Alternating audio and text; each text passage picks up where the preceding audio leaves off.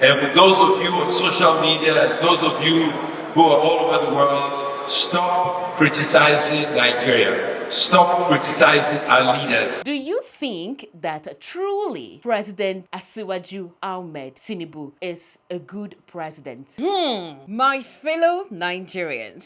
So, we have been given a federal mandate. There's difference between federal and state mandates. So, we've been given federal warning to stop criticizing our politicians on social media. That's not all. They also said that we should give them a break.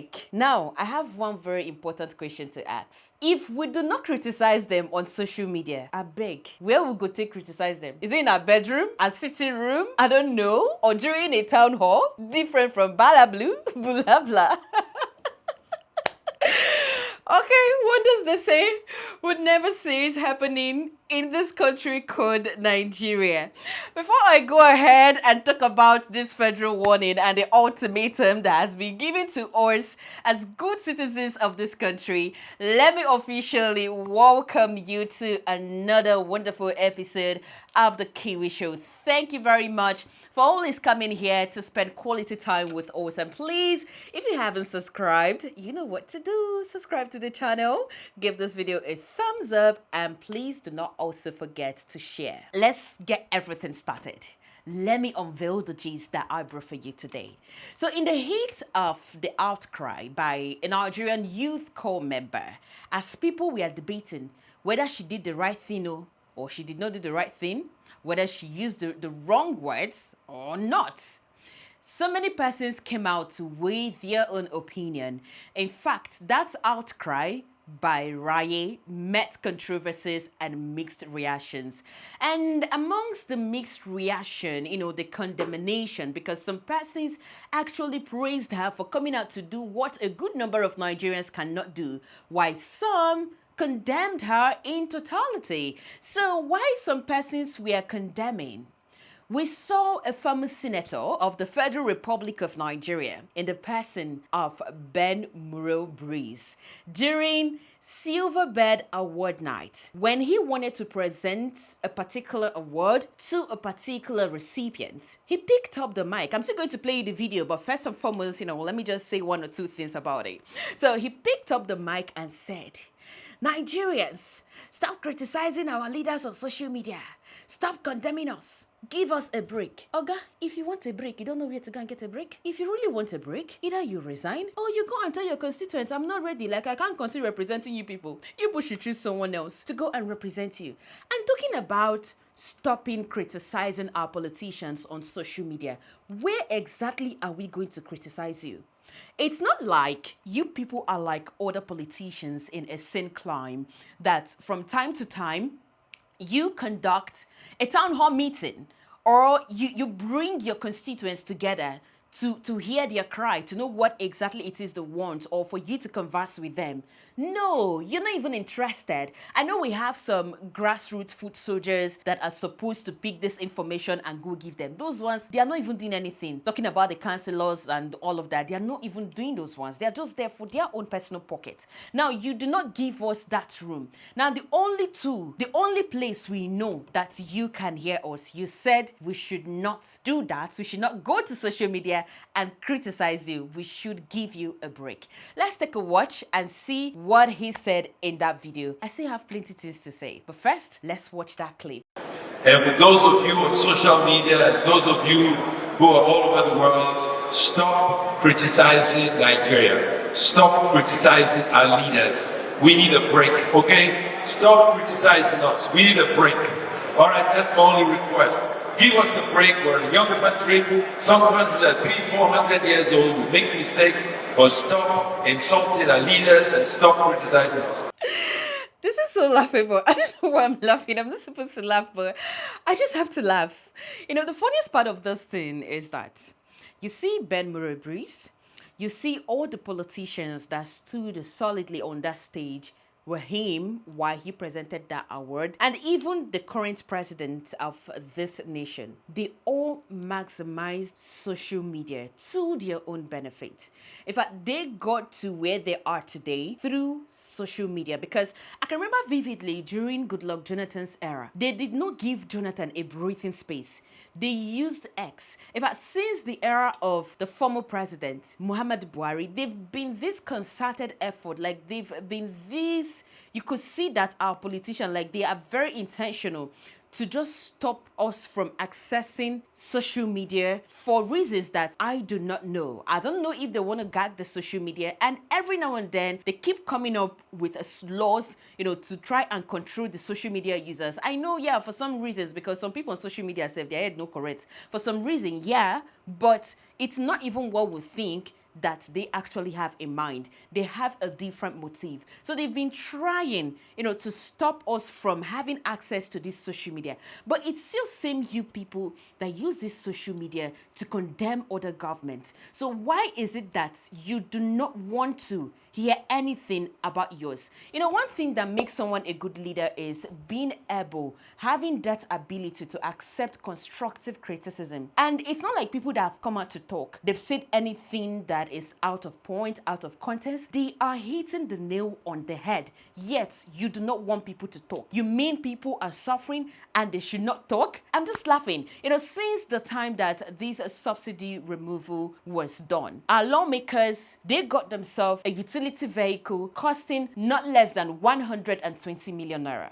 They subsequently received prayers in their bank account, and they continue receiving the prayers in their bank accounts. Or is it even the billions of naira that we wasted to renovate the office of the president, the vice president, and even create an office for the first lady, which is not in our constitution? That's not all. We don't even want to talk about their sitting allowances. Now, the little one they said let them do to cushion the effect of the fuel subsidy removal, that's giving palliative to the masses. How did it go?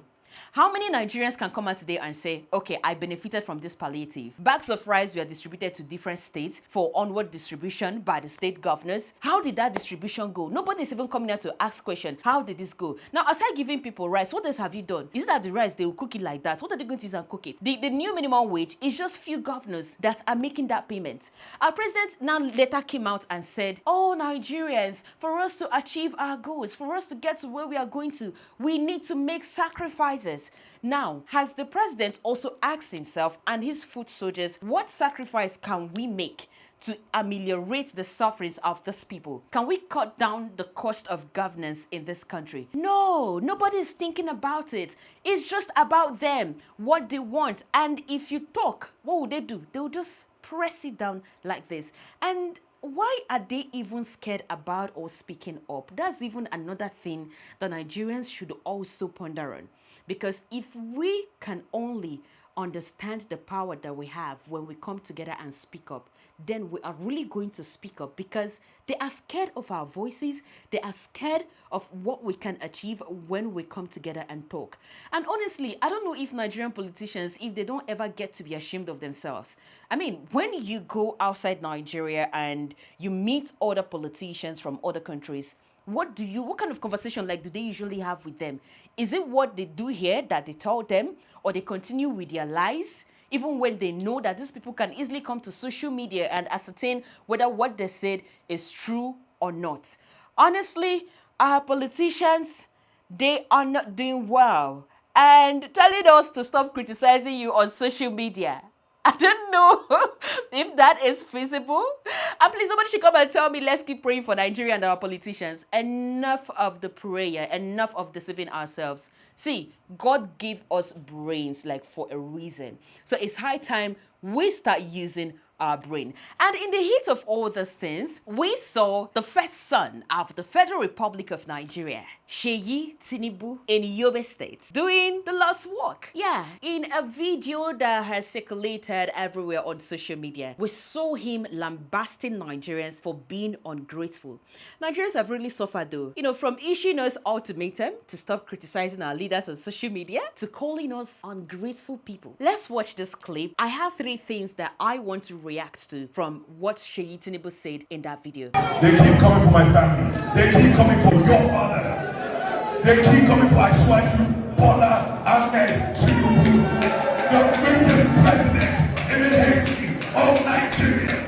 I would first of all commend Seyi Tinubu for being active. Not really commend him, but I just have to give it to him because, every other president that we've had, we know they have children. They are not active as he is. I know his activeness is for an ulterior motive. It hasn't come out yet, but in due course, we are going to know what the motives are. Now, about what he said in Yobe State, I have 3 things that I want to react to. So first, he said that his father is the best president that Nigeria has ever had, and he has given Nigerians an economy that is beneficial to everybody. The only president that considered youth and student loans. The only president that's created a platform for young people to thrive. The only president that has created an economy that benefits everybody. The only president that's not trying to enrich his own pocket. I don't know if there is another economy or it's this economy that we are in currently.